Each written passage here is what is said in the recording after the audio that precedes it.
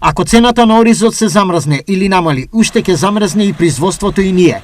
Порачуваат производителите по најавата на владата дека оваа култура може да влезе во списокот на производите со замрзнати цени. Ние со тоа буквално сме замрзнати. Ја ќе кажам, ние имаме многу проблем. Ако ние имаме инфлација негде од 20 до 30%, и оваа цена, што беше производната цена, автоматски е изгубена.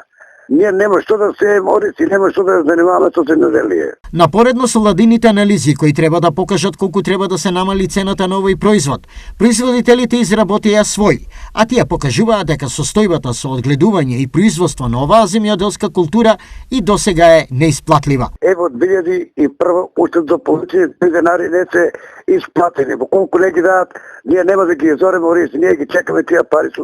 Никој нема слух да слушне. Ова е глува влада. Ја не знам што прават и што мислат. Не е само тој проблем. Во земјоделието и во селото животот станува се потежок и потежок и младите напуштат државата.